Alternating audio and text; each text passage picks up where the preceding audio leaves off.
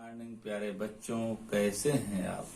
मुझे पूर्ण विश्वास है लॉकडाउन का पालन करते हुए आप सभी अपने अपने घरों में पूर्णतया सुरक्षित होंगे।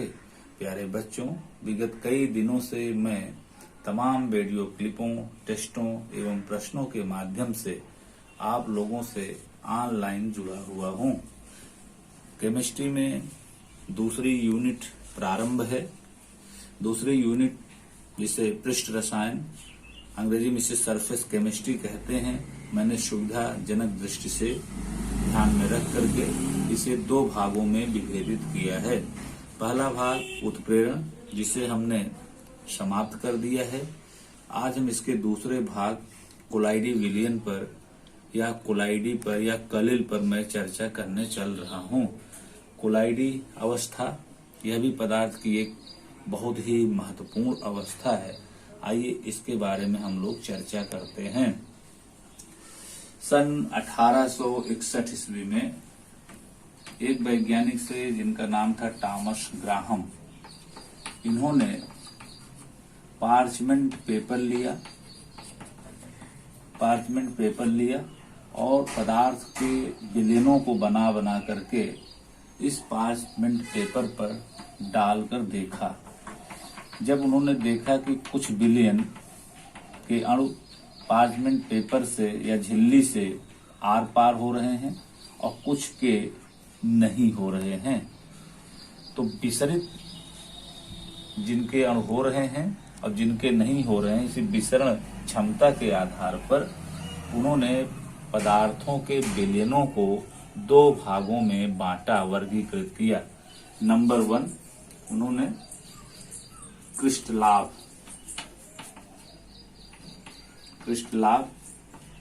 इसे अंग्रेजी में क्रिस्टलॉइड्स कहते हैं,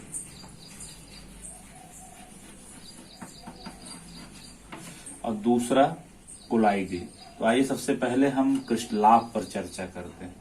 उन्होंने बताया कि जिन पदार्थों के विलयन पार्चमेंट पेपर से शीघ्रता से विसरित हो जाते हैं, यानी पार हो जाते हैं, उन्होंने क्रिस्टलाभ कहा। उदाहरण के तौर पर सोडियम क्लोराइड का जलीय विलयन। यदि हम सोडियम क्लोराइड को जल में घोल करके उसे पार्चमेंट पेपर पर डालें तो हम देखते हैं कि वह पेपर से विसरित हो जाता है। टॉमस ग्राहम ने इसे क्रिस्टलाभ की श्रेणी में रखा। इसी प्रकार से यूरिया है, यूरिया का जलीय विलयन, चीनी का, सुक्रोज का जलीय विलयन। तो इसी के आधार पर उन्होंने ये बताया जिन पदार्थों के विलयन पार्चमेंट पेपर से शीघ्रता से विसरित हो जाते हैं उन्हें क्रिस्टलाभ कहते हैं। अब उन्होंने दूसरे पर चर्चा की, दूसरा बताया जिसे हम कोलाइडी के नाम से जानते हैं। कोलाइडी, अंग्रेजी में इसको कहते हैं कोलाइड्स।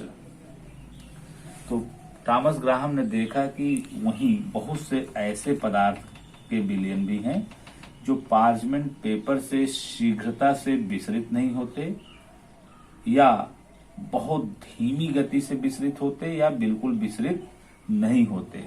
उन्होंने कोलाइडी की श्रेणी में रखा। अर्थात जो पदार्थ के विलयन पार्चमेंट पेपर से विसरित नहीं होते या बहुत ही मंद गति से विसरित होते हैं, उन्हें कोलाइडी कहते हैं। उदाहरण के तौर पर ग्लू, जिलेटिन, एल्बुमिन,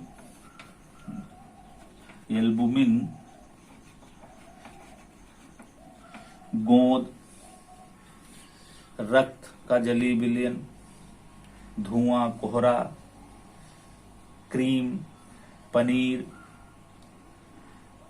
इसके अलावा धातुओं के हाइड्रोक्साइड आदि का जलीय विलयन।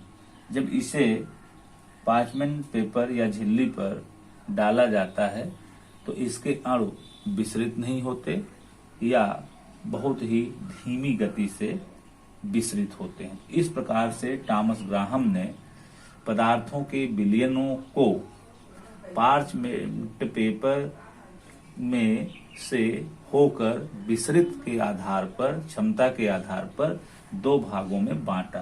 पहला क्रिस्टलाभ, अर्थात जिनके जलीय विलयन पार्चमेंट पेपर से शीघ्रता से विसरित हो जाते हैं, पार हो जाते हैं, उन्हें क्रिस्टलाभ, जैसे NaCl अर्थात सोडियम क्लोराइड का जलीय विलयन, यूरिया, चीनी आदि का जलीय विलयन। दूसरी ओर कोलाइडी की श्रेणी में उन्होंने उन पदार्थों को रखा जिनके जलीय विलयन पार्चमेंट पेपर से शीघ्रता से विसरित नहीं होते हैं या विसरित नहीं होते हैं, या होते भी हैं तो बहुत मंद गति से होते हैं। उदाहरण के तौर पर ग्लू है, जिलेटिन है, एल्बुमिन है, स्टार्च है, मंड, धुआं है, कोहरा है, रक्त है, धातुओं के हाइड्रोक्साइड हैं इत्यादि। अब आइए, यह एक प्राचीन अवधारणा थी।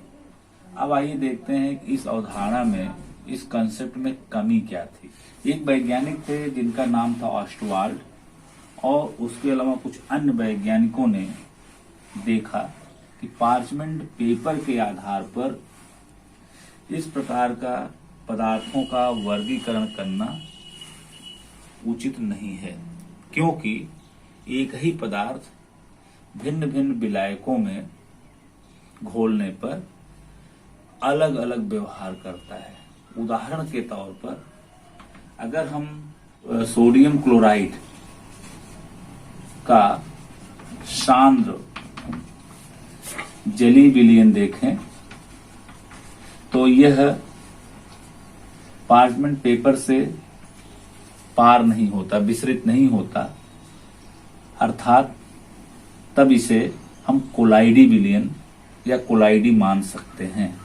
लेकिन इसी सोडियम क्लोराइड के सांद्र विलयन को अगर हम अल्कोहल में बनाते हैं, जल के अलावा इसको अल्कोहल में बनाते हैं, तब हम देखते हैं कि यह पार्चमेंट पेपर से शीघ्रता से विसरित हो जाता है। तो अब यह क्रिस्टलाभ हुआ। एक ही पदार्थ का जब जलीय विलयन बनाया गया तो वह कोलाइडी, लेकिन जब उसी पदार्थ का एल्कोहलिक विलयन बनाया गया तब वह क्रिस्टलाभ का गुण दिखाता है। अब यह आश्चर्यजनक है, पदार्थ तो एक ही है, सोडियम क्लोराइड का सांद्र विलयन, लेकिन वह विलायक के आधार पर उसका व्यवहार बदल जा रहा है। अर्थात जल के साथ वह कोलाइडी है, लेकिन एल्कोहल के साथ वह क्रिस्टलाभ होता है। इसी प्रकार से गंधक, दूसरा उदाहरण हम आपको गंधक का बताते हैं।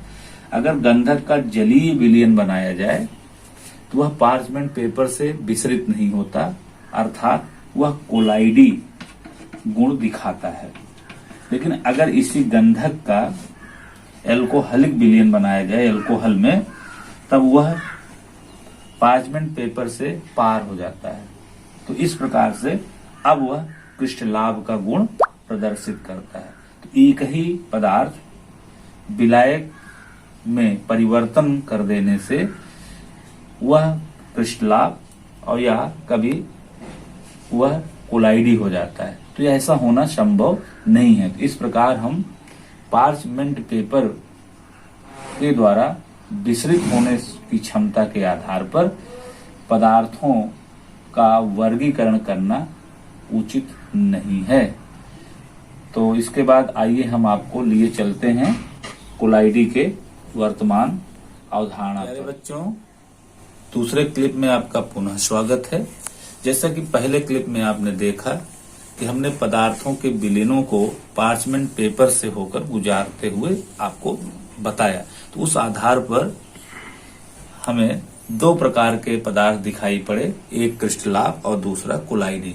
लेकिन हमने आपको यह भी बताया कि इस प्रकार का वर्गीकरण करना, पार्चमेंट पेपर के आधार पर वर्गीकरण करना ठीक नहीं है। वर्तमान में जो अवधारणा सामने आई है पदार्थों का वह है उनके अणुओं के आकार के आधार पर, अर्थात आधुनिक अवधारणा अणुओं के आकार के आधार पर दी गई है। तो जब अणुओं के आकार के आधार पर हम देखते हैं तो पदार्थों के विलयन को हम 3 भागों में वर्गीकृत कर सकते हैं।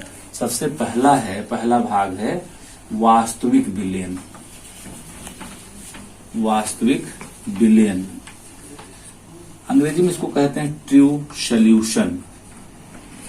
True solution. सबसे पहले हम आइए इस पर वर्णन करते हैं।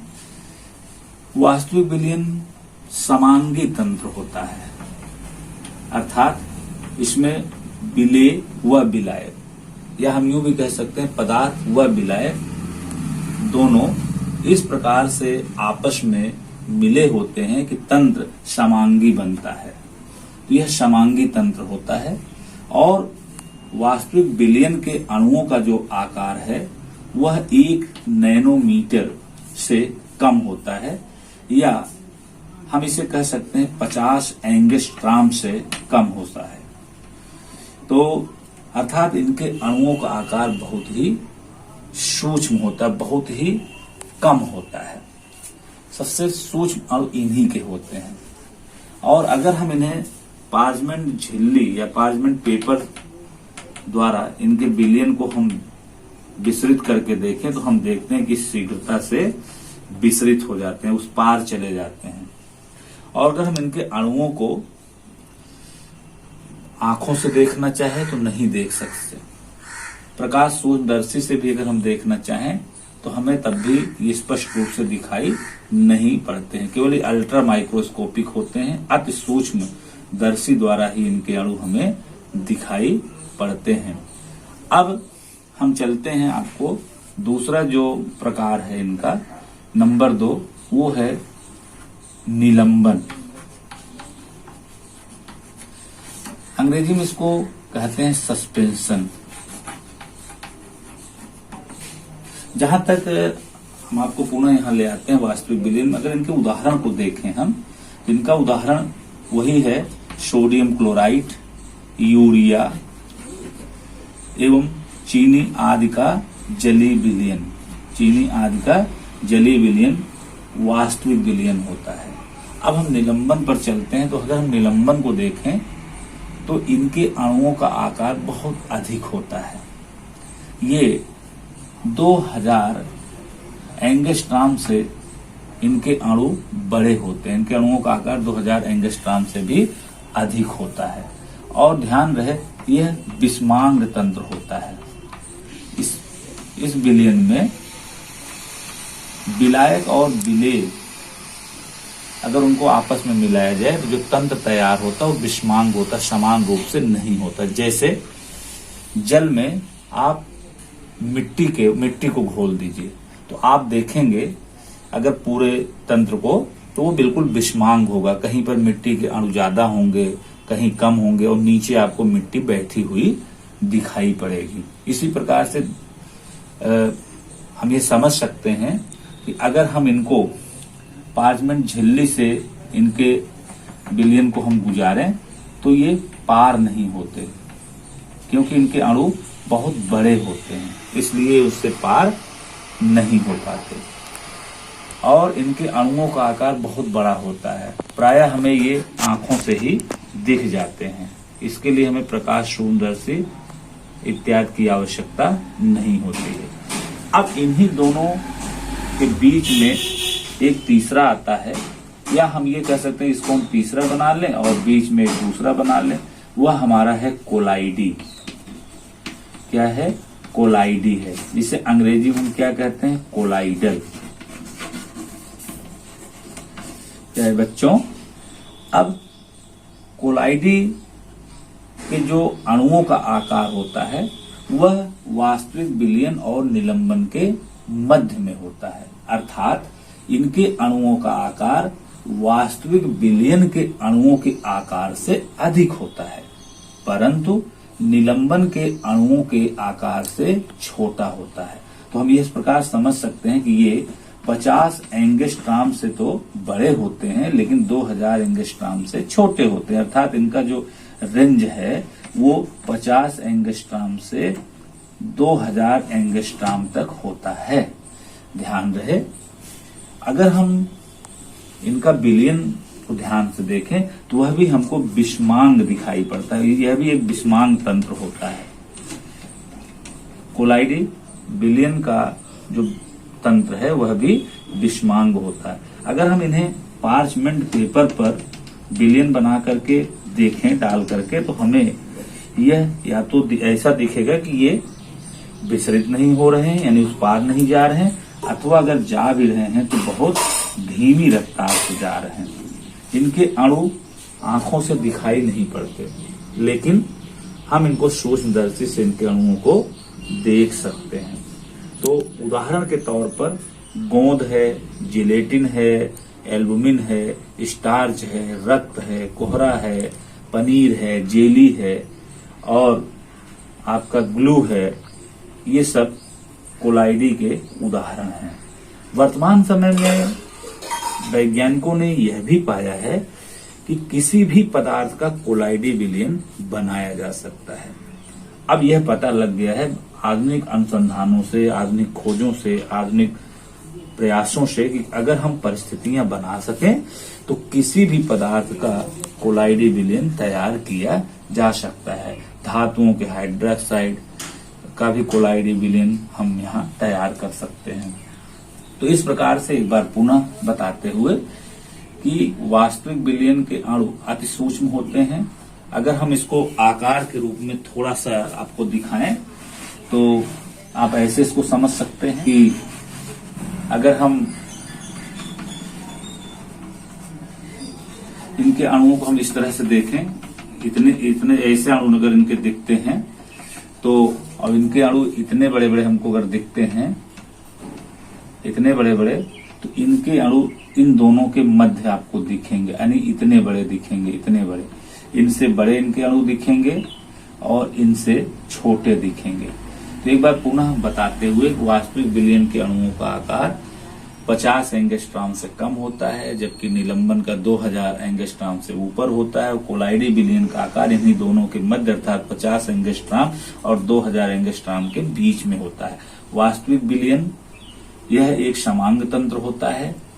इसमें इसके अणु पार्चमेंट पेपर से या झिल्ली से बड़ी शीघ्रता से विचलित हो जाते हैं, जबकि कोलाइडी यह विषमांग तंत्र होता है और इसके विलयन पार्चमेंट पेपर से विचलित नहीं होते हैं और निलंबन तो अपने आप में ही विषमांग तंत्र होता है।